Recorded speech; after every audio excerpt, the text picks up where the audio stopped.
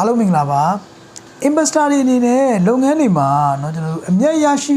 မှုတိုင်းတာပေါ့เนาะအဲ့တော့အမြတ်ရှာနိုင်စွမ်းကိုကျွန်တော်တို့ဒါအကဲဖြတ်တဲ့เนาะအချက်နှစ်ချက်ရှိပါတယ်ပထမတစ်ချက်ကဘာလဲဆိုလို့ရှိရင် profit trend ကိုကျွန်တော်တို့လေ့လာတာပါပြောချင်တာကလုပ်ငန်း level ဆောင်ရွက်ခဲ့တဲ့เนาะကျွန်တော်တို့ကာလတစ်လျှောက်မှာเนาะအမြတ်ရရှိမှုအခြေအနေဘယ်လိုရှိသလဲဒါကိုကျွန်တော်တို့ကြည့်တာဖြစ်ပါတယ်เนาะအဲ့တော့ဥပမာဆိုရင်ဗျာကျွန်တော်ကဆိုတော့လုပ်ငန်းလုပ်ခဲ့တာ9နှစ်10နှစ်အဲ့ဒီ9နှစ်10နှစ်အတွင်းမှာအမြတ်ရရှိမှုအခြေအနေတွေဘယ်လိုဖြစ်ခဲ့သလဲအနေအမြင့်တက်ကြတွေဘယ်လိုရှိခဲ့သလဲတောက်လျှောက်ကျွန်တော်တို့တက်လာလားဒါမှမဟုတ်အနေအမြင့်တက်ကြတွေနဲ့သွားနေလားဒါမှမဟုတ်တန်းနေတာလားစသည်အဖြစ်ပေါ့နော်ဒီလိုအခြေအနေတွေကိုလေ့လာတာဖြစ်ပါတယ်ဒုတိယအချက်ကလည်းဘာလဲဆိုလို့ရှိရင်တော့ကျွန်တော်ဟုတ်ပြီဒီနှစ်ကာလတစ်လျှောက်လုံးမှာရခဲ့တဲ့အမြတ်တွေနဲ့အဲ့ဒီအမြတ်တွေရဖို့အတွက်ကျွန်တော်တို့အသုံးပြုလိုက်ရတဲ့နော်အရင်မြစ်တည်းရဲ့တန်ဖိုးကိုဒါ